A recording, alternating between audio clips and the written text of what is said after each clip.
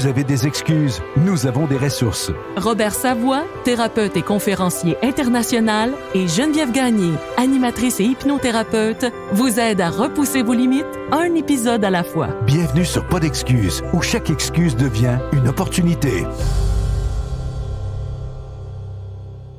On vous souhaite la bienvenue pour une autre semaine de Pas d'excuses, le podcast qui est plus qu'un podcast. En fait, ce qu'on vous offre, c'est des outils d'accompagnement pour cheminer. Et de semaine en semaine, on aborde des sujets différents. Et je vous remercie d'être à l'écoute. Je sais que vous êtes nombreux à nous écouter au Québec. On a reçu des commentaires de francophones de l'Ouest canadien. En Europe, bien sûr, la communauté à Robert Savoie, on vous salue. Et on a des gens de l'Afrique, on a des gens de Madagascar, on a des gens du Rwanda, on a des gens de partout dans la francophonie qui commencent à nous écouter et ça nous touche.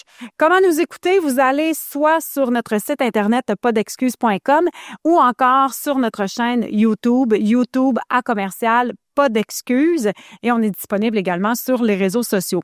Je parle beaucoup au nous parce que vous savez que Pas d'excuses, c'est moi et Robert Savoie. Robert étant un homme très occupé, il ne sera pas avec nous aujourd'hui, mais chaque fois qu'il ne peut pas se présenter à moi, il m'envoie un petit joyau de son entourage. Et aujourd'hui, on a l'honneur de recevoir François Gaudreault. Bonjour François. Salut Geneviève. Toi, t'es pas habitué de parler au micro ou d'être à l'avant. Est-ce que c'est quelque chose avec lequel tu es à l'aise? Oui, je suis tout à fait à l'aise avec ça. On voit moins publiquement, mais Parfait. Beaucoup en ondes, en circuit fermé à chaque semaine, évidemment. Parfait. Pourquoi Robert voulait qu'on rencontre François? C'est que François a une histoire profondément inspirante.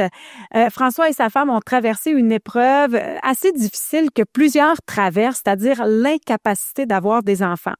Mais grâce à un travail profond sur eux-mêmes, à la libération de certaines émotions et à une approche plus intérieure qu'extérieure, ils ont réussi à réaliser leur rêve de fonder une famille ensemble. Le ensemble est très important parce qu'on va comprendre l'histoire de François dans quelques minutes, mais on va revenir sur ce parcours-là parce que c'est encore une réalité qui touche énormément de gens.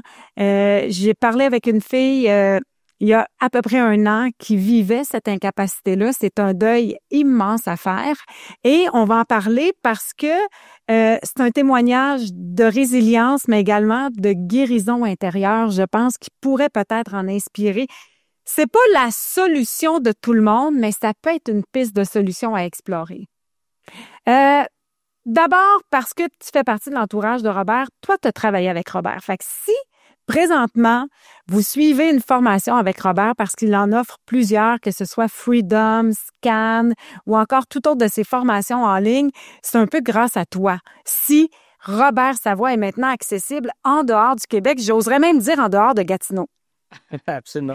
En fait, je ne me donnerai pas tout le mérite, mais tu sais, assurément pour Robert, j'ai été une courroie de transmission. Je suis arrivé à un bon moment dans sa vie pour l'aider un peu plus à propulser, notamment sur le web, à propulser ce qui était déjà au niveau de ses savoirs, mais sur ses accompagnements, qui, oui, était beaucoup plus local à ce moment-là. Ouais. Était moins connu peut-être au sens plus large, mais il reste qu'un humain, c'est un humain, hein, peu importe la région sur laquelle il vient. Fait que, tu sais, c'est une belle opportunité de pouvoir y donner accès. Puis je le sais que dans la communauté aussi de Robert, il y a plusieurs personnes qui me connaissent parce que Robert parle souvent de... Ouais. Et moi, parle de nous aussi, de l'histoire de Natacha et moi, que je vais partager aujourd'hui un peu plus dans certains détails que Robert n'est peut-être pas allé aussi loin en conférence. On a, oui, je suis derrière certains éléments, la restructuration de certains éléments sur son positionnement stratégique. On a coécrit un livre ensemble qui est Les 7 prisons de l'être, dont plusieurs personnes qui sont peut-être à l'écoute qui ont aussi participé. Donc, je fais partie de l'univers de Robert au sens large. Un ami proche et à qui on doit beaucoup parce que si vous écoutez de l'Europe, si vous nous écoutez d'ailleurs dans le monde et que vous avez eu accès aux apprentissages de Robert, tu l'as dit, tu as été une espèce de courroie de transmission dans ce cheminement-là que devait faire Robert. Donc, on est reconnaissant, mon Dieu, pour ça. J'ai fait la retraite Phoenix, on en a fait un épisode, c'est quelque chose d'extrêmement puissant, mais quand j'ai fait Phoenix, il nous a raconté ton histoire. Je pense que ça fait partie des histoires marquantes et il y avait justement à Phoenix une jeune fille qui était sur place, puis elle venait justement faire la paix avec probablement son incapacité d'avoir des enfants, tu sais. Donc, c'est pour ça que c'est important pour Robert de raconter un peu ton histoire à toi. On va d'abord mettre en lumière le fait que toi, tu as connu la paternité à un très jeune âge. C'est-à-dire que tu as eu une première relation, première union. De cette union-là est né un enfant. Donc, biologiquement, tu es capable d'avoir des enfants. Ah, absolument. Tu sais, oui, j'ai eu un enfant très jeune, mais moi, j'ai grandi dans un petit village. Tu sais, la famille, comment c'est organisé. Tu sais, dans la vie, t'as une conjointe, t'as une maison, t'as un job. Tu sais, j'avais été formaté là, sur un modèle à suivre. Un modèle de réussite. Tu trouves la personne avec qui faire ta famille, tu fondes ta famille, exactement. tu as un bon travail, une belle maison, puis c'est ça la réussite. Quand moi, je suis sorti d'école, là, ça a été en mode go. Fait que là, la job, la maison, la famille. Et Alexia est arrivée, j'avais 23 ans. Donc, c'est quand même jeune. C'est quand même, je pense à ça aujourd'hui, mais c'était pas une surprise. C'était un choix, c'était décidé d'avance, etc. J'ai eu ma fille à 20 ans, donc je peux comprendre. C'est ça, mais tu sais, c'est plus... dans les âges qu'on a, en fait, là, c'était plus courant qu'on avait ça. Aujourd'hui, on le voit un peu moins, mais ça arrive souvent à des jeunes filles plus qu'à que le papa est plus vieux, mais nous, on avait le même âge, en fait. OK, parfait. Ouais. Et là, ben, comme ça arrive dans toutes les bonnes familles, cette relation-là n'a pas tenu nécessairement, n'a pas survécu au fil du temps, s'est transformée du moins. Ben, dans cette course folle-là, j'ai frappé un mur. Ah oui, OK. Dans tout. Parce que moi, je suis arrivé dans la vie professionnelle, dans la vie adulte, avec une liste de contrôle. OK, j'ai ça à faire. Mais là, rendu là, à 24 ans et demi, je regardais le portrait et je me suis dit, qu'est-ce qu'il me reste à accomplir? J'ai 4 ans. C'est ça, j'avais rien rajouté de plus. Ouais. Je disais, ça peut pas être ma vie pour le restant. Là. Fait qu'il y a comme une partie de moi qui a disjoncté, là, qui est arrivée à une fin improbable d'un côté, puis tu sais, je veux pas arriver dans ce sujet-là aujourd'hui, mais ça l'aurait non, mais c'était fatal. Même fatal, puis ça a été les suites de ça qui a fait mes premiers contacts avec le développement personnel pour essayer de comprendre qu'est-ce qui est arrivé, parce que mes parents se sont rencontrés à 14 ans. Fait que pour moi, ça m'apparaissait normal, ça, mais c'est une autre génération, ça. Mais là, de la manière que c'était organisé, dans ma vie, il y a comme une partie de moi qui est disjonctée. Il a dit, OK, c'est quoi la suite, là? Puis t'avais quel outil à ce moment-là? Parce que, bon, la croissance personnelle aujourd'hui est accessible. Il y a de plus en plus de modèles masculins qui parlent de ça. Mais si on recule d'une couple d'années, c'était le désert, là. Ah, l'outil que j'avais à ce moment-là, Geneviève, c'est pas le meilleur outil, c'est l'ego. Ah oui, OK. Ton ego t'a servi. Fait que là, l'ego, il me permettait dans chacune des cases, de pouvoir dire, OK, une plus belle maison. OK. Ou une plus belle voiture, ou une évolution dans la carrière. Mais tu sais, c'était pas par rapport à moi, là, c'était par rapport à l'image. Mais momentanément, ça faisait du bien. Mais absolument. Donc, c'était là, mais tu sais, il y a une certaine limitation. Là, oui. OK, je peux pas sauter tant d'étapes, même si j'étais très ambitieux. Là, il y avait quand même des plafonds là, qui étaient là. Puis, dans le type de travail que je faisais, après ça a été Montréal ou Toronto dans le type d'emploi que j'occupais à ce moment-là. Fait que là, tu te dis, OK, avec la famille, il y avait un clash. Là. C'est pas nécessairement ce que je voulais non plus. Là. OK. Mais c'était mon outil. Là. C'était ton outil. Ben oui, puis tu sais, regarde, tu dis, il y en a encore que c'est leur outil aujourd'hui. C'est un super outil, c'est juste que je l'utilisais mal. L'ego, c'est un outil d'observation de soi. Développe là-dessus. Je trouve ça intéressant que tu présentes l'ego de cette façon-là. Ben, l'ego, tu sais, c'est soit qu'on le nourrit de l'image qu'on voit puis ça semble meilleur ailleurs. Puis là, on nourrit cet ego-là. Ou l'ego, ça peut être aussi bon dans la vie si tu observes en disant, ben, moi, je connais personne. Mettons, j'avais 100 personnes devant moi, là. Ouais. Je dis, qui ici rêve d'être une meilleure personne? Lui par rapport à lui-même, là. Bon, on lève toute la main. Ben, on est dans l'image. On est dans l'image de soi, on est dans l'ego. Ouais. Maintenant, c'est le reflet, quel reflet qu'on achète. Fait que j'achetais beaucoup le reflet à l'extérieur, dans les médias sociaux, dans plein de choses, on achète le reflet extérieur. Et quand on fait ça, puis on a été éduqués comme ça, sans le savoir. On recherche à l'extérieur la source de notre apaisement et de notre bonheur intérieur. On veut devenir aimable. Oui. C'est par observation. On disait quelqu'un qui agit comme ça, il est beaucoup plus aimable que quelqu'un qui agit pas comme ça. Fait que l'on modélise. Mais l'ego, soit qu'il modélise de l'extérieur, parce qu'il n'a pas appris à modéliser de l'intérieur, puis c'est là que c'est devenu un outil de modélisation. Mais je ne m'étais jamais posé cette question-là. Tu n'avais jamais mis le projecteur sur toi pour t'observer. Absolument pas. Puis qu'est-ce que. Là, on sait que tu as frappé un mur à 26, 27 ans, 24. 24 et demi. 24 et demi, tu frappes un peu, tu as tout ce que tu. Ben là, ma checklist est faite, il me reste juste à mourir. Fait que qu'est-ce que je fais d'autre? J'augmente, j'améliore ce que j'ai déjà. Mais là, ça prend. J'imagine qu'il y a un autre mur qui arrive. Ben écoute, c'est le mur des décisions. Fait que là, tu observes, tu dis, ben, OK, qu'est-ce que je veux dans ma vie? Mais ça l'amène à une séparation. Mais moi, dans le modèle amoureux que j'avais projeté à ce moment-là, une séparation, c'est comme pas possible.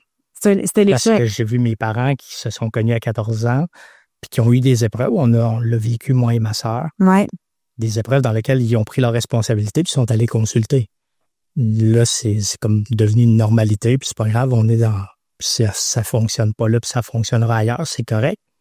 Parce qu'on a connu aussi de peut-être nos grands-parents qui étaient malheureux puis qui ont resté ensemble par la religion.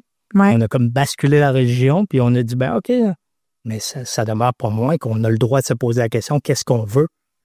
Puis moi et ma conjointe à ce moment-là, puis on en a discuté plusieurs années plus tard, c'est que on n'avait jamais redéfini qui on était puis qu'est-ce qu'on voulait dans la relation. Puis on s'était comme focusé sur la famille. Je sais que c'est jamais arrivé à personne puis c'est... Vous êtes les seuls à avoir fait ça. Il n'y a personne qui a des enfants qui fait juste se concentrer sur Personne. son identité. J'ai très peu de clients et d'amis comme ça. Mais c'est ce qui est arrivé un peu Ouais. derrière tout ça. Puis, tu sais, là, j'ai juste réappris un peu plus dans la notion de se choisir.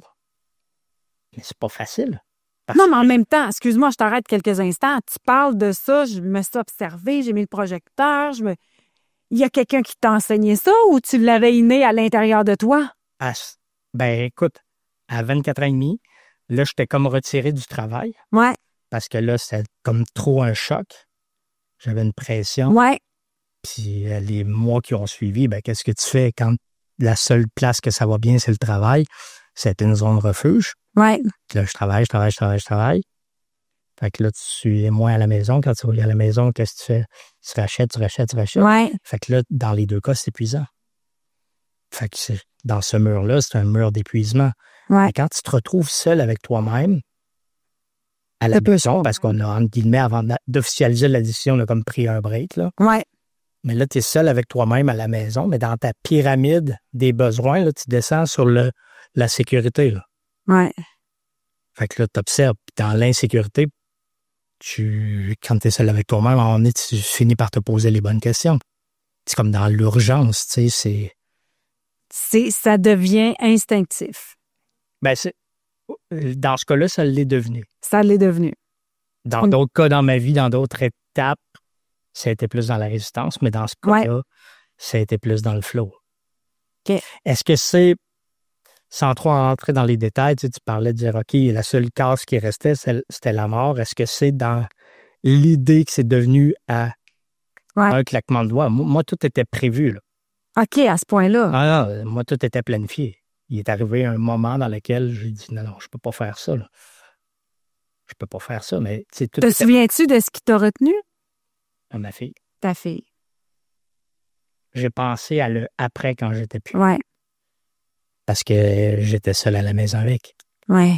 Ça fait non-sens, là. Ben non. Mais tu sais, quand t'es rendu là, faut qu'il y ait beaucoup de choses qui fassent non-sens pour que ça t'apparaisse une solution.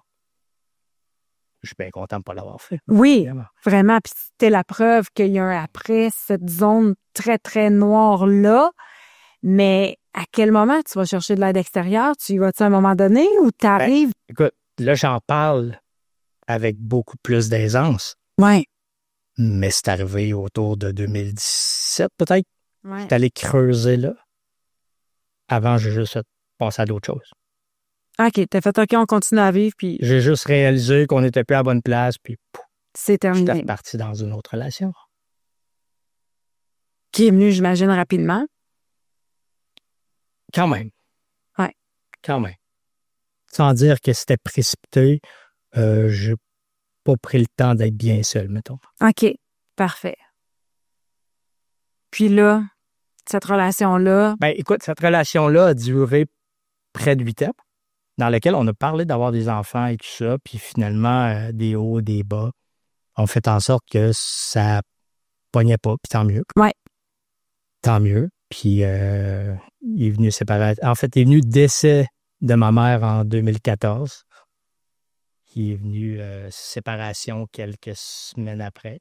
Ça a été un 2014. un déclencheur, ouais. 2014, là, je fais un petit bac là, assez rapide. Là.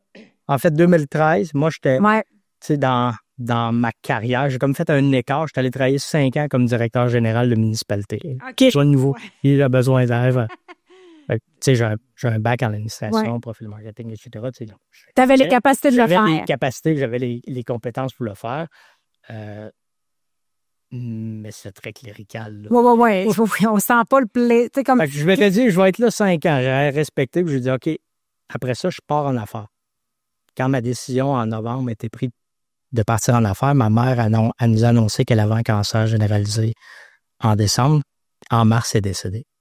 Rapide. Rapide. Et, tu sais, il y avait des clashs dans le couple, il y a des émotions, il y a plein de choses. Et à ce moment-là, la relation n'était pas assez solide pour qu'elle dise, ben moi, je ne supporterai pas quelqu'un que je ne suis pas trop sûr qui démarre en affaires dans l'instabilité. Fait que là, je démarre en affaires, ma fille rentrait à l'école secondaire privée à ce moment-là. Plein d'affaires. Oui, c'est ça. Je à la maison, rachète la maison. Tu sors de ta... Tu Maintenant, là, confort, 6-7 mois-là, été plutôt de nuit inconfortable. Ouais. Disons-le. Ben, c'est parce que là, tu décides, il y a une voix qui t'appelle à l'intérieur, tu décides de la suivre, mais il n'y a aucune garantie devant, mais il y a beaucoup de sécurité derrière. Tu sais, tu laisses de la sécurité d'emploi, de la sécurité monétaire, une relation, puis là, tu dis, OK, ben moi, c'est là que je vais, puis je m'en vais là-dedans, puis en plus, ben ma fille qui est habituée à un certain confort, ben je branle tout ça, là. Oh oui, en sécurité d'emploi, là, j'aurais pu mettre les 2 pieds sur le bureau puis être là pour les 25 prochaines années. Mais tu sais, j'étais un peu là, mais moi, je le fais sur le tard. Je l'ai fait souvent dans ma vie. Je l'ai fait fin vingtaine, fin trentaine, et là, fin quarantaine, je recommence. Je sais pas, il y a comme une espèce d'appel. Oui, il y a un angle qu'on peut observer en disant je recommence. Oui. Puis il y a quelqu'un qui peut regarder ça d'un autre angle et dire c'est juste une évolution logique. Tout à fait. C'est un changement de phase, c'est un changement de... Exactement, je suis rendue là. Mais là, tout ce temps-là, toi, tu as une petite fille, c'est ton désir à toi de continuer puis d'agrandir la famille ou c'est souvent le désir de la conjointe qui, elle, arrive? Ben, écoute, Natacha est arrivée dans ma vie fin 2014. C'est passé assez vite. Elle demeure à Québec. En mars, elle aménage chez moi. Elle est enseignante dans la vie. Ouais. Elle est enseignante... Elle avait plus de difficultés à Québec à ce moment-là à trouver, à être sur des remplacements. Ouais. Elle a réussi à Trois-Rivières, puis elle a réussi à... Trouver un poste. À trouver, pas un poste, là, c'est un peu plus complexe que ça, mais elle a réussi à se combler en tiraillement ici et là. Fait qu'elle est désenracinement chez elle, enracinement dans... Moi, je viens de Saint-Cyril-de-Wendover, c'est à côté de Drummondville, mais j'étais à Trois-Rivières, Grand Trois-Rivières, là, je demeure à Bécancour, mais Grand Trois-Rivières depuis 97. Fait que, tu sais, c'est ma nouvelle région, mais je ne l'ai pas adoptée. Encore, même après toutes ces années, là, parenthèse. Puis on en discutait l'autre fois en disant, si moi je décède demain matin, je me fais enterrer où, je le sais pas. J'ai pas de sentiment. Oui, tu n'as pas de sentiment. C'est ça. Mais il ne faut pas sous-estimer l'impact que ça peut avoir parce que je l'ai fait beaucoup. Puis beaucoup de mes amis qui sont restés en Estrie toute leur vie disent tu es vraiment courageuse. Puis tu sais, j'ai des étudiants qui viennent de l'Afrique, j'ai des étudiants qui viennent de partout dans le monde, qui viennent s'installer au Canada. Il n'y a pas de petit déracinement. Ça se passe à l'intérieur de soi, tu sais. C'est ça. Fait que, Nat, elle s'est enracinée rapidement. Oui. Après toutes ces années-là, elle a plus d'amis dans le quartier. Elle a trouvé sa zone, elle est bien. Dans plein d'affaires. Fait qu'elle, assez rapidement, elle disait, OK, toi, tu veux avoir des enfants. Moi, je n'étais pas fermé à ça. Fait que si t'es pas fermé à ça, 6 mois après, c'est là. OK. Moi, la relation... Tout pris, là. Mais la relation est bonne. Ouais. J'aime la personne qui est là devant moi. Je me projette, je me sens bien. Ouais. tu sais, je me vois avec elle, je me vois évoluer avec elle, je me vois pas nécessairement faire les erreurs des autres. Oui, ça, j'ai appris ma première relation, ouais. Ben, même que n'importe quel couple a des défis. Oui. Il faut apprendre à les faire parce que, tu sais, on vit à deux. Moi, j'ai fait mon bout de chemin, mais elle a son bout d'expérience à faire dans la vie. Là. Ouais. Mais elle, ce qu'il faut comprendre, c'est que Nat est enseignante dans des milieux. Elle aime ça quand ça brasse un peu. Là. Tu sais, elle vient du centre-ville à Québec, elle a grandi avec. Elle n'a jamais manqué de rien. Là. Ouais. Mais elle a grandi avec des amis qu'ils mangeaient peut-être une fois sur 2 jours. Là, tu sais, ouais. Des filles. Elle aime ça. Ouais. Elle aime ça. Fait qu'elle était dans des milieux comme ça, mais assez rapidement, elle voyait le style de parent qu'elle voulait pas être. Fait qu'elle est en mode déjà, on essaye, je vais être un parent comme ça va bien se passer, etc. Mais ça s'est pas passé comme... C'est jamais venu. Ben, ça s'est pas passé comme dans les livres, mettons. Ouais. C'est pas parce qu'on essayait pas, là. Ouais, vous étiez actifs de ce côté-là, là, ouais. Fait que, mais c'est ça, tu sais, c'est comme, des fois, nous, on a un plan préétabli, puis la vie en a un autre. Et où, inconsciemment, il y a des éléments qui bloquent ce plan-là. Ben, écoute, tu sais, ma conjointe est très organisée, elle est très organisatrice et tout ça. Là. Fait qu'elle, ça marche pas, ben, il y a des solutions, puis on envisage. Fait que, tu sais, nous, faire ce cours, là, pendant 4 ans, on a passé à travers tous les cycles d'insémination. OK. Fait qu'on est allé là. Fait que là, il fallait essayer un bout. Et bien évidemment, après ça, on rentre dans les cycles d'insémination. Fait que là, ça, c'est challengeant. C'est challengeant, c'est difficile physiquement aussi, émotionnellement. Tu sais, je vais faire un bout de chemin en parlant de Nat, en disant, ben OK, elle s'en va à l'école, puis elle dit, je comprends pas pourquoi moi, je suis pas capable d'avoir des enfants, là. Ouais. Je regarde ça, puis moi, je vais prendre ces enfants-là, s'ils sont pas capables de s'en occuper comme il faut. Fait qu'elle, elle a ce challenge-là. Ben, face à l'injustice, elle dit pourquoi moi, on m'en envoie pas alors que je serais une bonne mère? Puis moi, de nos côtés, ce que ça me fait rire, c'est de l'impuissance. Ouais. Parce que, on comprend pas. Sur papier, on comprend pas qu'est-ce qui fonctionne pas. Fait que là, tu sais, on joue dans le processus. Mais moi, mes inconforts, c'était dans le processus, justement. Parce que ce qu'il faut comprendre, c'est qu'insémination vient avec un... On pense à comment on va concevoir ça, là, du rêve, là. Puis il y a la réalité dans des mûreries d'un hôpital. Ouais. Dans lequel, toi, tu dois aller soutirer ce qui va servir à l'insémination. Dans lequel il y a des murs faits en carton. Là, tu rentres là, puis ils t'installent, puis etc. Puis de l'autre côté, tu entends parler des gens, là. Ouais. Non, mais pour vrai, tu l'expliques d'une façon tellement réaliste parce qu'on parle... J'ai l'impression, c'est peut-être une fausse impression de ma part, que quand on parle d'incapacité d'avoir des enfants, il y a beaucoup, beaucoup d'empathie, beaucoup, beaucoup de compassion dirigée vers la femme, mais on oublie ce que l'homme peut vivre dans le processus. Ben, écoute, tu sais, puis après ça, on compare, là. Ouais. Fait que là, tu sais, j'ai dit, OK, là, je peux-tu en parler de ça ou je peux-tu pas, tu sais, c'est OK, on en parle, on banalise. Mais je parlais avec mon outil, c'était l'ego, moi. Ouais. Fait que, tu sais, rentrer avec le petit sac brun, ça va. Ressortir avec le petit sac brun. Ça passait pas. Ça passait plus serré. Ouais. Ça cale la casquette. Là, mais il te mettait pas des bons films pour t'aider? Puis même, mais il y a un blocage. Il y en ouais. était, mais tu sais, c'était pas les derniers. Ouais.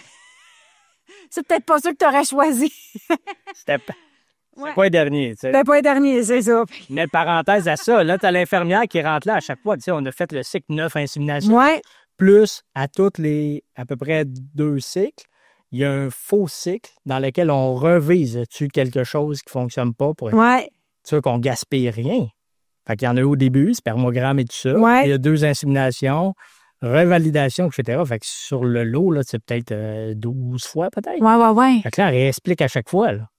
Fait que là, elle rentre, elle a ses petits gants, puis elle équipe ça, puis là, elle prend la manip, puis elle met ça dans un sac de plastique, puis là, elle t'excite toute la patente. Là, c'est plus en mode, là, c'est parce que vous sort. Ouais. Vas-y. Je sais comment ça fonctionne. Tout est beau. Ouais. Y a-t-il une procédure, quelque chose dans laquelle toi, t'es inconfortable, moi, je suis inconfortable. On peut-tu basculer là? Ouais. J'en parle sur un côté banalisation, mais... Ça a été difficile pour toi? Ben, au début, c'est un challenge. Ben oui. C'est pourquoi je me fais vivre ça. Ouais. Pourquoi je me fais vivre? Puis là, tu dis, OK, il y a la compassion, l'empathie, Mais à un certain moment, au début, on a comme « Hey, ça va fonctionner, puis go, on y va ». Mais quand ça fait 2-3 inséminations que ça ne fonctionne plus, à un moment donné, on n'en parle plus à personne. Non, parce que là... Ben parce qu'ils ont toutes les solutions. Ils savent tout. C'est pire dans ce temps-là. Là, Okay. pense-y pas. Lâche prise. C'est parce que vous ne connaissez pas ma conjointe. Là. Non, c'est ça. Pas, là. Non, puis le lâcher prise veut dire... Tu sais, quand moi, j'entends ça, lâche prise, on finit par en avoir. Hey, excuse-moi, là, il y a des petites choses dans la vie banales sur lesquelles toi-même, tu n'arrives pas à lâcher prise, là. Fait que c'est immense. Ma conjointe, là, me dressait un portrait. Des fois, il y a un hamster dans notre tête. Elle, c'est toute la famille de hamsters. C'est le pet shop au complet. Ouais. Mais elle est tellement ambitieuse parce que ça se reproduit vite, des hamsters, Ouais. qu'elle a décidé d'ouvrir des filiales. Fait que là, fait qu'elle pense tout le temps ça. C'est devenu une Fait que obsession. Fait que là, dans le couple, c'est quoi? Ben, qu'est-ce que t'as? Ben là, qu'est-ce que j'ai? Tu sais qu'est-ce que j'ai? On mais t'es croche, là, parce que là, la prochaine insémination, c'est dans 1 mois et demi. Bon, c'est facile à dire. Ouais. Là, c'est la tension qui est là. Mais la tension est mécanique. Ouais. Là, ça veut dire, à un moment donné, c'est que, au début, je trouve ça le fun. Ben, je trouve ça le fun.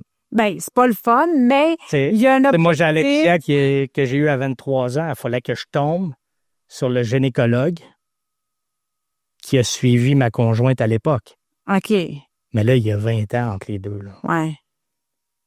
Mais tu arrives dans le bureau et tu dis, je vous connais, vous.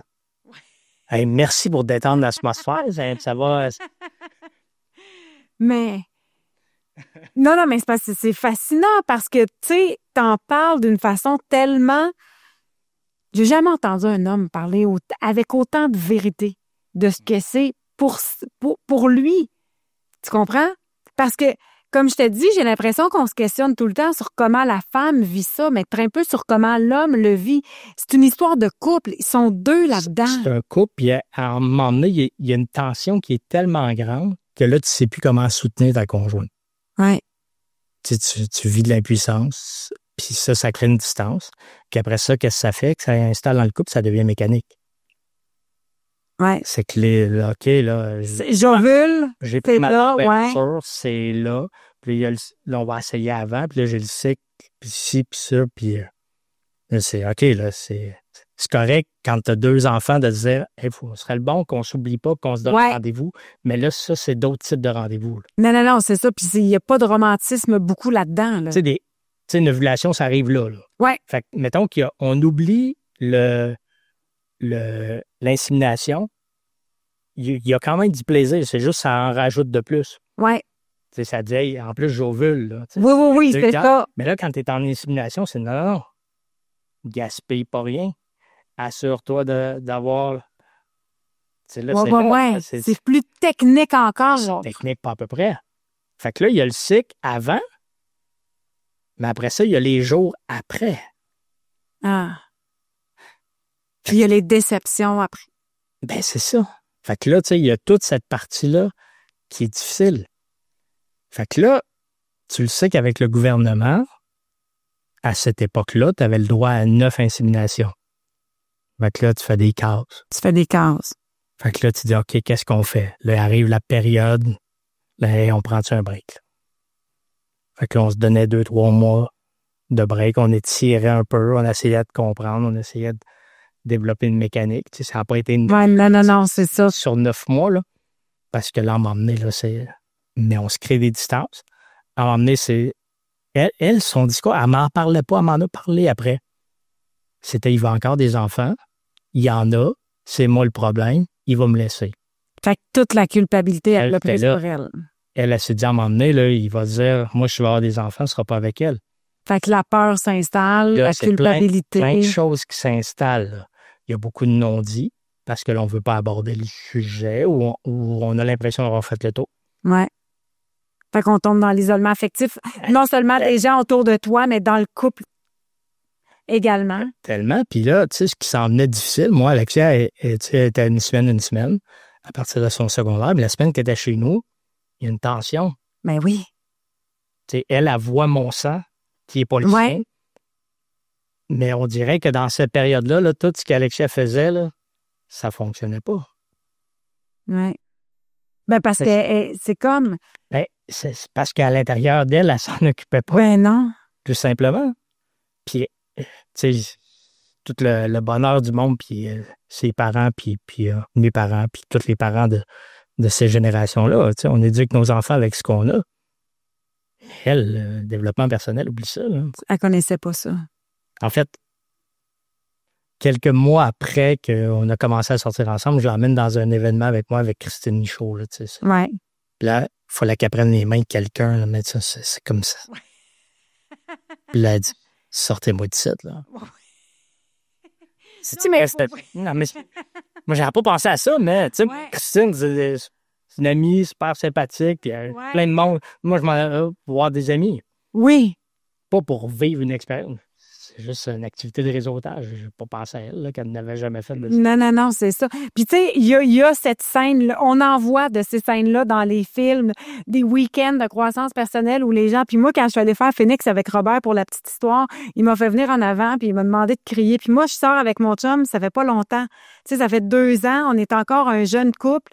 Puis tout le long, je me dis, lui, c'est nouveau. Tu sais, c'est comme la croissance pour lui personnel, c'est du pelletage de nuages. Puis là, je l'amène dans un endroit où on tombe dans le cliché, tu sais. C'était pas ça du week-end, mais mon moment, moi, c'était ça. Écoute, ça m'a pris, te dire, un 15-20 minutes là, avant de faire ce que Robert voulait que je fasse parce que je me disais, ça passera pas là. Les autres, je m'en fous, ils sont venus s'asseoir ici, ils ont fait le choix de venir s'asseoir ici, mais lui, je l'ai un peu tiré de force, tu sais. Fait que ça a été, pour que le mental décroche, ça a pris du temps. C'est des bons tests pour les couples. Ben oui, puis finalement, il m'a super bien accueilli là-dedans. Puis ce n'est pas que ça, des week-ends de croissance personnelle, mais ça a été un petit bout du week-end parce que moi, fallait, tu sais, moi, c'était beaucoup dans qu'est-ce que les autres vont penser de moi, la peur de ce que les autres vont penser. Fait qu'il n'y avait pas le choix de venir casser ça. Je vais te faire quelque chose de complètement ridicule pour que tu casse ce masque-là, tu sais. Mais on revient à toi, je l'imagine, elle, qui est pas croissance personnelle, tu te donnes les mains, une petite incantation ici et là. Pourquoi je la raconte là, c'est que là, on se rapproche un peu, tu sais, il y en a beaucoup qui ont, peut-être qui écoutent, qui ont déjà entendu parler de Robert dans la partie dans laquelle je vais aller un peu plus dans les prochaines minutes. Mais tu sais, nous, on arrive sur la fin des cycles d'insémination. Tu sais, puis les discussions qu'on avait, c'est si ça n'a pas marché en insémination, pourquoi ça marchera in vitro? On a-tu 10 000 à perdre, mettons? Ouais.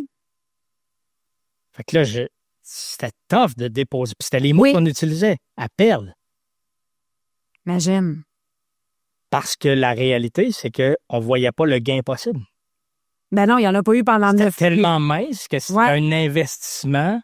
Tu sais, c'est aucun investissement logique, là. Ouais. Tu sais, il y a plus de chances de perdre quand tu observes ça. Ouais. T'sais, moi, j'étais plus cadré de mon business. Ouais.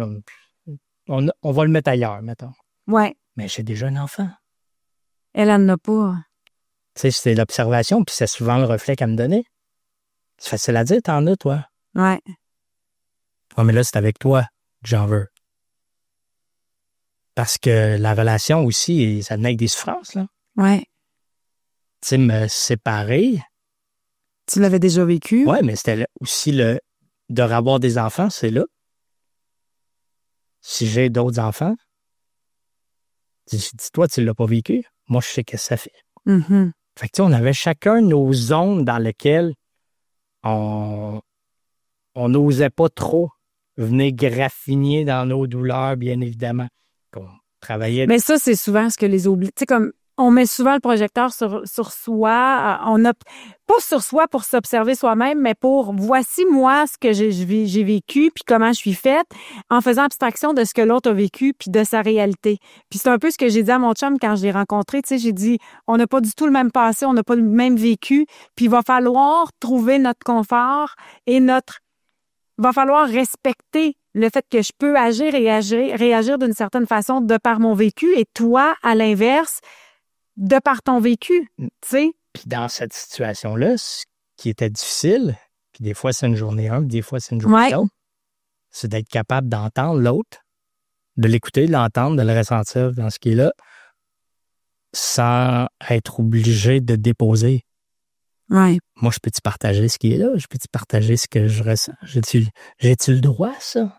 T'as-tu l'impression que parce que tu étais un homme, justement, tu t'es plus souvent tu pour la laisser, elle, exister? Ben, j'ai de la misère à genrer cette décision-là parce que je connais des femmes qui font aussi ce choix-là. Là.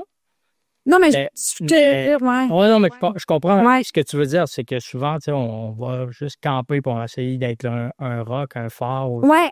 Le soutien. Je suis le soutien, je suis la force. Puis tu sais, je te dis ça dans l'incapacité d'avoir des enfants, mais dans des deuils parentaux aussi. J'entends souvent le mari qui dit, écoute, je peux pas vivre ma peine, faut que je soutienne ma femme. Mais c'est le même enfant qui est parti, là. C'est ça, c'était un peu cette notion-là. C'est de dire, OK, je vais prendre soin. Ce qui est plus important, c'est ce côté-là. Puis, tu sais, là, on arrivait sur la fin des inséminations. Mais elle, ce qu'elle voyait, c'était de dire, ben, ça fonctionnera pas. Ça fonctionnera pas parce que je vais avoir des enfants. Je ne peux pas concevoir, c'est ces mots, là, je ne peux pas concevoir que je suis un mammifère puis je ne pourrais pas avoir d'enfants. Elle concevait pas cette partie-là, mais c'est ce qui jouait en boucle. Dans sa tête. Puis là, elle est enseignante au primaire. Fait qu'elle, elle voit juste ça. Juste ça des enfants. Juste ça. Fait que là, ça joue. Puis Robert... Elle est déclenchée tous les jours. Tout le temps. Fait que là, on avait passé les cycles. Ça fait quelques mois, puis Robert me demande d'aller intervenir à Gatineau pour un petit groupe. Il me dit, viens intervenir pour ces entrepreneurs-là. Puis la veille, on soupait ensemble. C'est la première... Elle avait entendu parler de Robert, mais c'est la première fois qu'elle rencontre Robert. Puis je vais tout le temps m'en rappeler parce que, si vous connaissez Robert, c'est pas, OK, là, j'entends ce que tu me dis. Ouais. Qu'est-ce que ça te fait vivre? Ouais. Qu'est-ce que tu ressens? Moi, je lui posais ces questions-là, pas parce que j'étais avec Robert, parce que je voulais être sensible à cette partie-là, mais elle ne l'entendait pas. Mais Robert a cette sensibilité-là. Et qu'au début, c'est assez campé. Il faut comprendre, Nat, c'est quelqu'un qui est en bas du solide. Là. C'est ceinture noire, karaté, deuxième dan. Fait que quand elle se braque et qu'elle se met en mode défensive, tu rentres pas là comme tu veux. T'es qui, toi, pour oser me demander comment je vais de l'intérieur? Au début, elle s'est braquée. Puis Robert, avec toute sa douceur, insistait quand même. Ouais. Et tout à coup, j'ai pu exister dans le souper. Là, elle s'est connectée sur Robert. Et c'est là que la relation de confiance, c'est inexplicable. Ouais. Robert a ce don-là, que ce soit en conférence, si tu l'écoutes dans une vidéo, quoi que ce soit. Robert a ce vécu-là qui fait en sorte que c'est pas à ta sensibilité qui se connecte. C'est à la sienne. Ouais. Puis comme il se connecte à la sienne, ben, il te donne le droit de te connecter à la tienne. Fait que c'est ce qui est arrivé. Fait que j'ai été témoin de ça. Et il dit, il faudrait que tu viennes vivre l'expérience. Quelle expérience, là, tu sais. Ouais. Parce que, tu sais... Elle a pensé aux mains, là. Ben, oui, c'est ça, mais tu sais pas ce que Robert fait tant que ça, là, tu n'en as pas tant discuté. Ben, Robert lui a dit, cette journée-là, ben, Natacha, il n'y a pas 56 façons de te le dire. Il va falloir que tu fasses le deuil de la maternité. Fait qu'elle s'est braquée là. C'était la fin de la discussion, ce souper-là. Non, il n'y a personne qui va me dire ça. Il n'y a personne qui va me dire. Parce que les gens ont l'impression qu'en faisant, tu sais, comme je le sais qu'est-ce qu'ils voulaient faire. Tu comprends? Puis c'est super important, là, écoutez bien ce qu'on va vous dire. Quand vous faites face à l'option que vous ne voulez pas voir et entendre, ce n'est pas d'abandonner cette option-là. C'est de lâcher prise. Tu sais, c'est un peu ça. Fais le deuil de la pire... C'est quoi la pire option? Ben, rentre dedans. Plonge dedans. L'humain n'est pas câblé pour ça, Geneviève. Non, je le sais. Tu sais, tu demandes de faire un deuil de quelque chose qui n'a pas existé. Ouais. Et qui n'existera pas. Fait que pourquoi je ferais un deuil de ça? Non, ça va exister, puis ça va être possible, puis on va adopter, puis on va faire ci, puis... Ouais. Mais je dis, Nat, oui, ça peut être une solution, l'adoption. Mais de la manière que c'est fait au Québec, on peut adopter, puis ils viennent le reprendre. Puis ça peut être des années. Et je lui ai dit, es-tu prête à vivre ça? Qu'on vienne t'enlever ce qu'on t'a prêté. Ouais. Elle a dit non. C'est peut-être pas la bonne solution. Et ça, on parle de peut-être juillet, août, je me rappelle pas le temps. Et là, en discutant avec Robert, tu sais, il me semble que ça y ferait du bien. Mais je peux pas y tordre un bras. Non. Mais c'est comment qu'on pourrait y vendre ça, l'idée d'aller là, tu sais? Ouais. Tu sais, Robert, il avait juste partagé un texto, je pense, quelque chose comme ça, en disant « Viens juste te vider la tête. » OK. Oublie le deuil. On va juste s'occuper des hamsters. Oublie le deuil, là. Ouais. Tu sais, tu peux-tu juste venir puis laisser quelques éléments là? Fait qu'elle dit, OK, c'est vrai, ça va me faire du bien, puis c'est une fin de semaine pour moi, etc. Là, tu sais, en mode retraite. Là, et je suis allée de même aussi. Je vais aller me reposer. Ben, c'est vrai, mais ça dure 1 heure quand tu arrives. Ah, ben oui, c'est très, très court. Là. Quel bel endroit. Oui, c'est extraordinaire. Là. J'ai pas dormi beaucoup, j'ai pleuré beaucoup, mais j'ai libéré beaucoup. Ça, je dis, ça se passe en première heure. Oui, exactement. À la fin, là, tu veux plus partir à la fin. Oui. Mais la réalité, là, c'est qu'on a tout planifié ça, puis quand il est venu le temps de partir, je pense que de Trois-Rivières à Gatineau, 3 heures à peu près, de l'endroit où il faisait l'événement, elle m'a appelé une dizaine de fois. J'y vais pas. Je reviens d'abord. OK. Puis là, je disais, ben vas-y pas. OK. Je disais, ça coûte le même prix. Que tu y ailles ou que tu y ailles pas, moi, ça me coûte le même prix, parce que c'est moi qui l'ai. Ouais.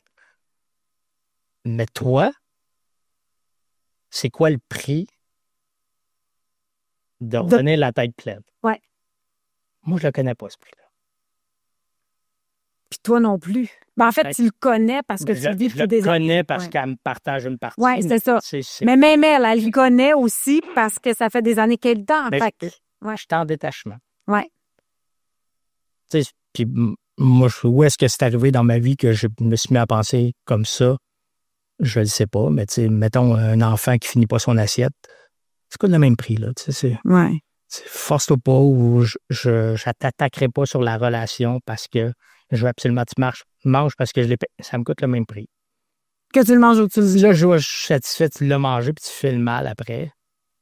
Mais moi, je fais tellement bien parce que là, manger. J'ai eu le contrôle, ça coûte le même prix. J'aime ça. Fait que, tu sais, fait que là, à part là, ça allait bien. Elle arrive là-bas, là, tu sais, elle est habituée au confort. Même si elle restait, là, tu sais. Oui. Parce que Robert, à ce moment-là, il faisait ça dans des endroits qui a les petits chalets. Oui. Mais il n'y a pas d'électricité. Oui. Faut qu'elle allume un poêle à bois. Moi, c'est moi qui cuisine chez nous.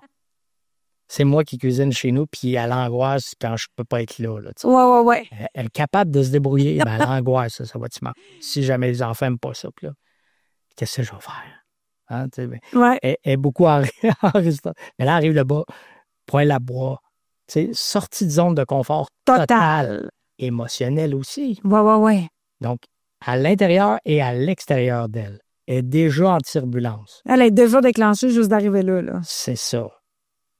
Mais quand ça a commencé, elle aussi, ça a commencé. Parce que, concours de circonstances, Robert ne l'a pas attaqué. Ça s'est placé comme ça. Ouais. Et ça s'est présenté que c'est elle qui a abordé. Moi, je m'en viens faire le deuil de la mettre. C'est elle qui l'a dit. C'est elle qui l'a dit. Fait que là, elle n'était pas prête. Mais son être a dit, c'est là que ça se passe. Fait que là, je mets ça un peu sur le fast-forward. Ça se passe quelque part en septembre, là. T'sais, nous, il s'est écoulé presque 4 ans là, avec les inséminations. T'sais, le cycle, avant qu'ils disent « OK, on vous inscrit là, etc. » là, au total tout, on prend la décision d'avoir des enfants à le fin des cycles. Il s'écoule 4 ans. Là, en septembre, elle va là faire le deuil de la maternité. T'sais, Robert, il lui a juste laissé la place, que ça se vide. ça s'est vidé. Là. Il y avait beaucoup de tensions qui venaient de ça, mais pas juste de ça. Pas juste de ça, ouais. Elle était là. Il a ouvert la canne de verre. Exactement. Il y a un bout de chemin qui s'est fait là. Et là, elle revient de là, puis elle est juste plus légère. Puis elle se dit, Ouais. je sais pas ce que ça va donner, mais déjà là, je me sens mieux. Puis elle me disait quelque chose comme, je me sens plus apte à prendre une meilleure décision sur ce qu'on va faire. Parfait. Parce que là, il y a comme une partie de résistance qui était partie. Mais début décembre, sa grand-mère était déjà malade, avait déjà le cancer. Ouais. Puis là, ça drop. Ça a droppé, puis il a perd sa Ça a grand-mère. droppé début décembre. Puis là, elle n'a pas tête à penser à la maternité. Là. Non, c'est ça. Fait que là, elle est en fin de période scolaire, là, avant les vacances des fêtes. Puis là, on fait des allers-retours Ouais. avec encore Québec pour essayer d'être le plus présent possible avec elle, sa Ouais, grand-mère sa à ce grand-mère. moment-là. Puis finalement, elle décède entre Noël et le jour de l'an. Et elle va début janvier, juste une journée qu'elle décide, moi, je vais faire du ski alpin. Elle n'a jamais fait ça de sa vie. Avec une amie qui a fait ça toute sa vie. Tu sais. Elle dit, je vais te le montrer. Mais elle a fait d'ici au mur là-bas, là, tu sais, Ouais. à peu près 15 pieds. C'était sa journée de ski. Moi, j'ai dit, je vais travailler toute la journée. Je m'étais emmené, Ouais. je vais dans un petit café. Je n'ai même pas eu le temps de m'asseoir, ouvrir le laptop. Elle m'appelle, elle vient me faire chier. Je dis, qu'est-ce qui ne va pas? Tu sais, tu chicanes avec Mireille. Elle dit, non, je me suis planté en ski. Non. Ah, s'est-tu blessé? Ah, solide, elle s'est blessée au genou. Oui. Tu sais, gros problème, etc. Et quelque part, ça, c'est 9 janvier. Il y a des dates Ouais, des dates importantes. très établies dans notre tête. Là. Ça, c'est 9 janvier. Elle tombe en ski. Fin janvier, j'arrive à la maison. Elle me dit, regarde, je suis enceinte. Non. Elle dit, je n'osais pas en parler, je ne voulais pas réouvrir, je voulais pas. Ouais. Mais elle dit, depuis que quelques jours, je me sentais pas bien, puis etc. Elle a fait un test, elle est enceinte. Wow. Hey, j'ai des frissons partout sur le corps. Mais tu sais, moi, j'étais pas prête, là. Pas j'étais pas prête à avoir un enfant. J'étais pas prête à bien réagir à sa joie. Ouais. OK. Parce que toi, t'as de quoi? C'est pour ceux qui me connaissent, là, dans la vie, là. Je suis pas celui qui me... C'est pas parce que j'ai pas de plaisir, que je suis pas heureux, pas de... Mais mettons, là, tu sais, je suis pas celui qui... T'exploses pas nécessairement ton bonheur. Tu sais, quand tu regardes une photo, tu te dis pas, hey, lui, il déborde de bonheur, doigt, là, tu sais, c'est... Mais c'est quoi? Mais c'est vrai que c'est cette image-là qu'on a de toi. Ben, mais tu sais... Mais c'est pas méchant, là. Mais tu sais, Non, quand non. t'es arrivé tantôt, t'as l'air d'un gars très cérébral. Mais j'ai... Puis en même temps, tu sais, oui, je suis à la fois tout Ouais. ça, là. Oui, tout à fait. Mais quand je dis j'étais pas prêt à recevoir ça, c'est que là, tu sais, il y en a qui sont très... Tu dis, OK, le non-verbal est... Ouais. C'est ça, ça aurait été le fun de vous parler avant parce que là, ce que tu me dis, c'est pas ça. Ouais. Mais tu sais, moi, c'est comme content, fâché, à peu près pareil. Fait que je suis aussi le fun à recevoir des cadeaux de Noël. Ça veut pas dire que je suis pas content. Tu sais, Mais il y a parce qu'il y a. Ouais. tu sais, mais Ouais. c'est comme si dit quelqu'un qui dit, ben, ton sourire, il est fake. Mais c'est ça. Mais tu sais, ma réaction, je m'entraîne, c'est mieux que c'était. Donc, ça a déjà été pire que c'était. Mais là, elle Arrête. t'entend pas à ça. Ben, elle s'attend pas à ça. Mais moi non plus. Ben, ouais, Fait que là, elle m'annonce ça. Ben, elle dit, t'es pas content. Qu'est-ce que je suis pas content, là? Ben, tu réagis pas, tu sautes pas dans les... Quand est-ce que tu m'as vu sauter dans les airs ou quoi que ce soit? Mais j'ai, oui, OK, cette côté-là dans lequel, ouais, c'est plate un peu. Mais quand ça va pas bien, on l'aime, ce côté-là, Oui. qui est en contrôle, en disant, c'est OK, le bateau est en train de flamber, là. Ben, Ouais. c'est ça. C'est, dans tes tests-là, dans la psychométrie, là, moi, Même faire. je score, là. Parce que, tu sais, ça vient s'appuyer. J'ai dit, toutes les fois que ça allait pas bien, t'étais appuyé là. Ouais. Mais moi, ça va bien, je suis content, je le sais, je suis super content, je m'attendais pas à ça. Pas parce que c'est une mauvaise nouvelle, Ouais. parce que c'est une surprise, puis j'avais pas préparé ma réaction à cette surprise-là, parce que tout est allé faire le deuil. Moi, j'y croyais plus. Ouais. Fait que là, il y en a qui auraient explosé de joie à Ouais. ce moment-là. Moi, c'est juste de dire... Ouais. Ça a été comme... Ouais. Puis après ça, ce qui vient avec, c'est le côté rationnel. On va attendre. Ouais. Parce que là, j'imagine que la On est peur... acheté la bassinette après-midi. Non, c'est ça. Puis la peur, c'est, tu sais, comme il y a le fameux 3 premiers mois, la peur s'installe, là. Ouais, c'est ça. Mais après ça, tu sais, on tournait ça, mais il avait raison. Ils nous l'ont dit, pense-y pas. Ouais. Quand il me disait de lâcher prise, finalement, il y avait... Mais oui, il y a du vrai. Puis oui, tu sais, c'est comme... Puis j'aime beaucoup la phrase de Robert qui dit « Lâcher prise, c'est rendre l'impossible possible. » Puis cette phrase-là est très, très importante, mais dans le concret, tu sais. Toi, tu me racontes ça, c'est pas plus tard que ce matin, tu sais, j'avais une conversation avec une amie qui, elle, doit faire le deuil, doit faire la paix avec la possible mort pour elle, tu comprends? Puis elle sait qu'il y a de quoi dans le lâcher-prise qui va lui permettre. Puis j'ai eu une cliente à un moment donné en hypnothérapie qui m'a raconté qu'elle perdait tout, elle avait le cancer, elle faisait faillite, elle perdait sa licence de notaire. Elle dit, à un moment donné, il me restait plus rien. J'ai fait, fuck it. Elle dit, je me suis mis à m'amuser. Je me disais, oui, il va mourir, puis il ne reste plus rien si je reste sur Terre. Fait que c'est aussi bien de m'amuser le temps qu'il me reste. Elle a guéri, elle n'a pas fait de faillite, puis elle a gardé sa licence de notaire. Mais il y a comme une espèce de miracle qui est possible à ce moment-là. Ben, c'est une question de résistance. Ouais. Tu sais, je le faisais à la blague. Hein, tu sais, on disait, t'étais tellement tendu puis compressé, il n'y a rien qui se rendait là. Ouais. Mais c'est vrai. Ben, elle dit, tu sais, puis elle se défendait d'être en réaction. Là. Ouais. Elle dit, ouais, mais là, le médecin, il était allé, lui, puis, tu sais, on le sait pas. Ça a peut-être. Ouais. Mais c'est au moment. Tu sais, il y a un côté du corps. Ouais. Mais c'est en discutant avec elle, en disant, t'avais-tu peur d'être parent aussi? Parce que, tu sais, il y a le côté je veux. Puis, de l'autre côté, c'est, ouais, mais si je suis pas une bonne mère. Ça qui se rend compte, là, ça se peut-tu que biochimique, ça marche pas? Hey, j'avais une cliente, là, il y a quelques années, je l'avais rencontrée, puis elle, c'était la même affaire. Elle n'arrivait pas à avoir d'enfant, mais elle doutait de la capacité de son chum à être un bon père. Pour elle, quand elle regardait la façon dont il avait été élevé, la façon dont on l'avait, tu sais, comme ses parents à lui, elle se disait, mais il va, excusez-moi le mot, là, mais il va fucker mon enfant. Fait que, puis là, je disais, écoute, je veux juste te mettre l'immense lourdeur que tu mets présentement sur la chose. J'ai dit, lui, si... Là, je faisais des images. Imaginez si ton petit nuage, il regarde en bas et il se dit, ouais, c'est un peu lourd par là. J'ai-tu vraiment le goût d'aller là? J'ai dit, pourquoi tu... Tu sais, il sera le père qui sera imparfait s'il est imparfait, mais tant qu'il y a de l'amour. Tu comprends? Parce que là, son petit nuage, là, t'es tellement dans le contrôle, t'es tellement dans tes exigences élevées qu'il se fait comme... Ouais, mais là, c'est peut-être moi qui vais la décevoir, je suis aussi bien de pas aller là. Tu comprends? Tu sais, on disait qu'il n'y a pas de faux espoirs, des choses comme ça. T'sais, nous, on ne l'a pas pris comme c'est notre dernier recours. Non. Ça nous a surpris. Ouais. Moi, ma surprise n'était pas aussi exceptionnelle. Ah oui, OK, parenthèse à ça. C'est que dans les minutes qui ont suivi, elle me l'annonce. Ouais. Elle a dit, on l'annonce à Robert. Ouais.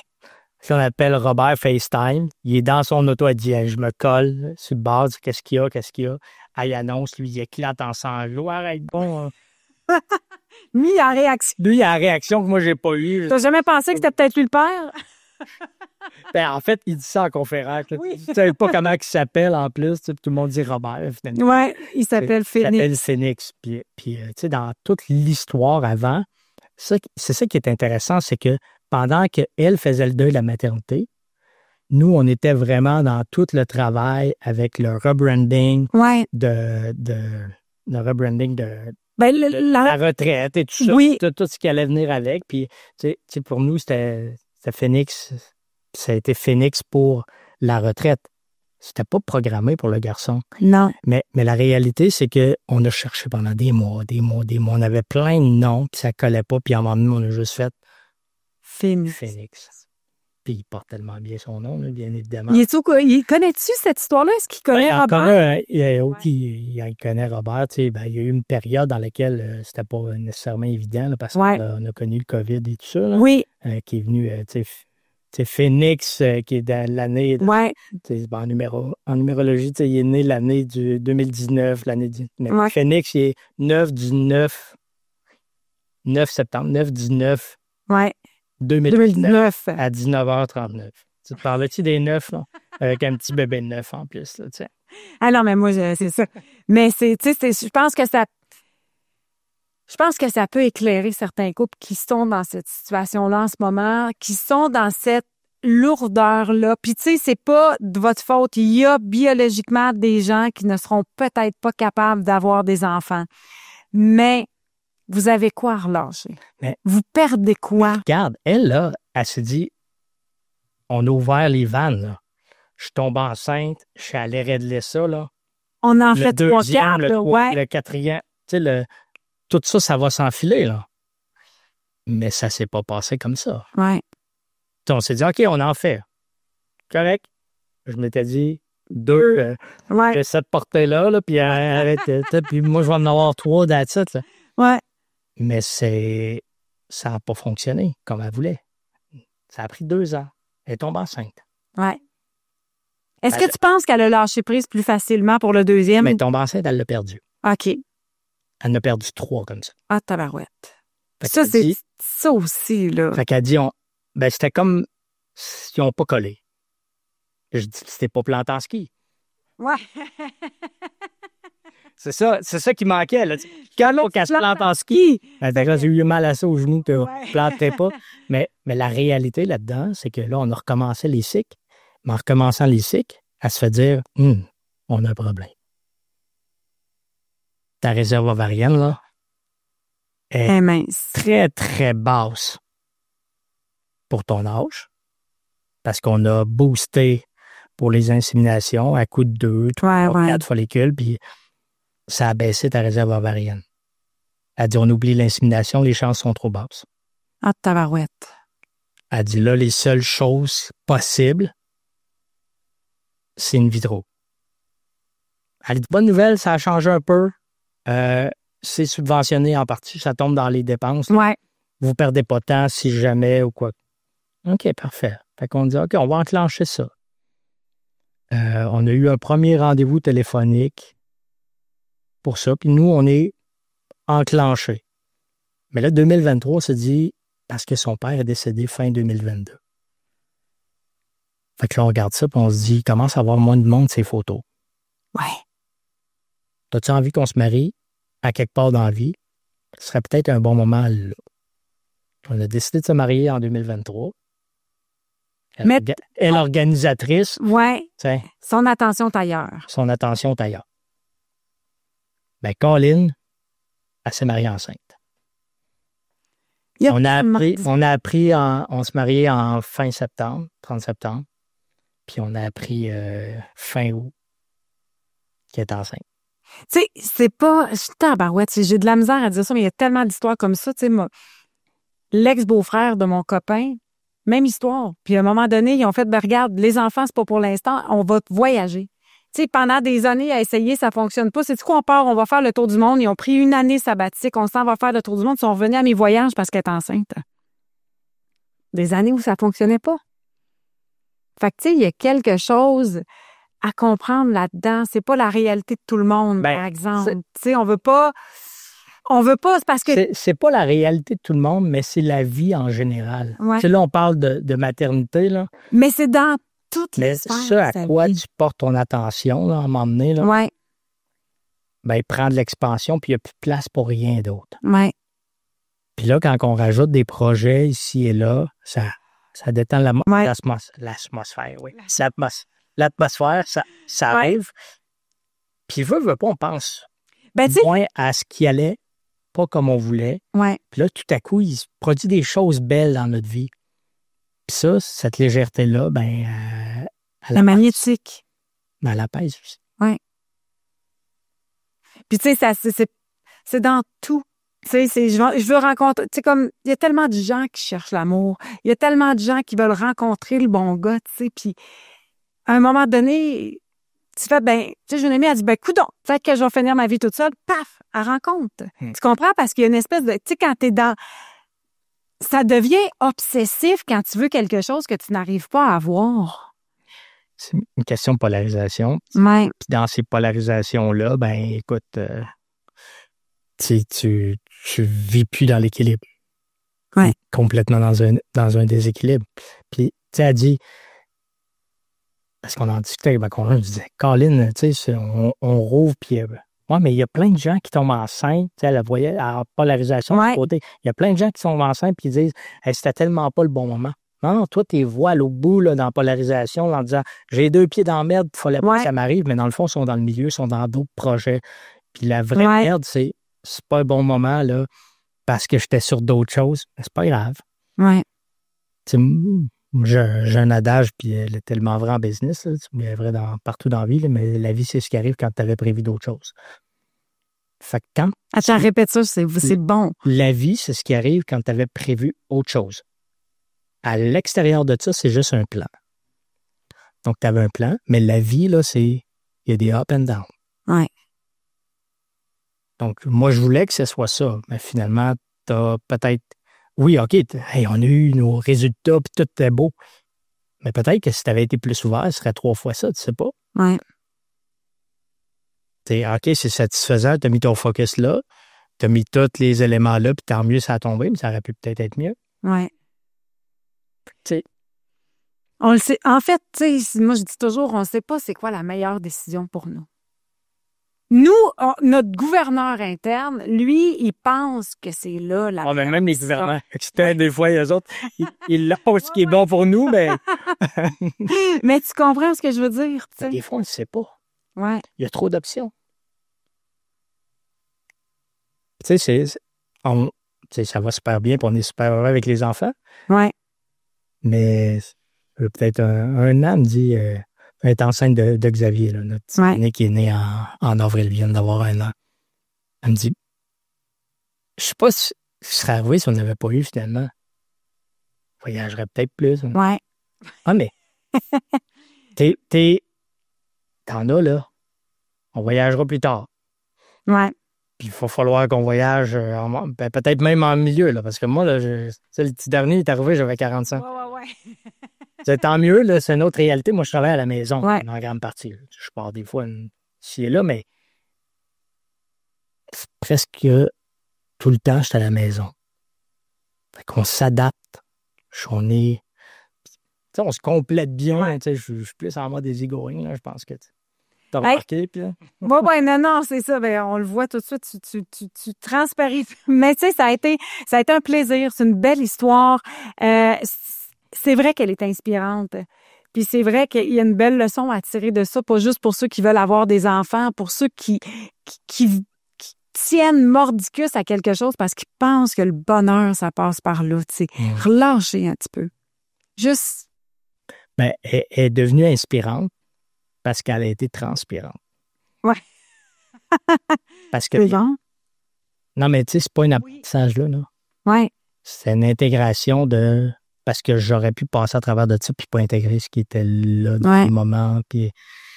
Fait que tant mieux si en partageant ça, on permet juste de tu sais, j'ai envie de dire, à la limite, c'est un message d'espoir. Ouais. De juste se dire, écoute, si on était juste quelques degrés, juste, on regarde là, puis on focus là, mais le chemin est peut-être juste. Oui, il est peut-être juste à côté. T'sais. Hey, merci François. T'aides beaucoup les gens. Toi, tu es dans l'accompagnement marketing. Donc, écoute, je suis d'un point de vue global, là, moi, je travaille en positionnement stratégique. Parfait. Positionnement stratégique. Non, mais c'est important. Il y a peut-être des gens qui nous écoutent qui ont besoin de positionnement stratégique. C'est une branche du marketing qui est dans la grande branche du branding, là, si on veut, là, mais si on pouvait résumer ça, c'est comment tu peux m'aider à être à l'endroit que je veux être le plus rapidement possible. Là, parfait. Puis ça, si on veut être accompagné là-dedans, on peut te contacter de quelle façon? françois@coulis.ca ou tout simplement sur mon site françoisgaudreau.ca.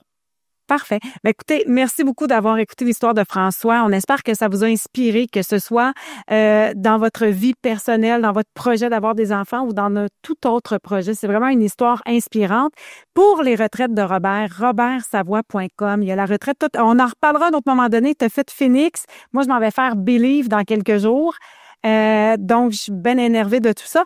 Robert, c'est un conférencier, c'est un auteur, c'est aussi un homme qui offre des retraites qui sont très, très grandissantes. On a fait un épisode sur Phoenix, entre autres, mais si jamais vous avez des questions à ce niveau-là, robertsavoie.com. Et personnellement, j'accompagne des gens en hypnothérapie, genevièvehypnose.com. Sur ce, on vous souhaite une magnifique semaine. Voilà, c'est tout pour cet épisode. Pas d'excuses, juste des actions. Partagez-nous vos impressions, commentaires ou suggestions à info@commercialpasdexcuses.com. Merci d'avoir écouté Pas d'excuses. On se retrouve au prochain épisode et d'ici là, faites de chaque excuse une opportunité.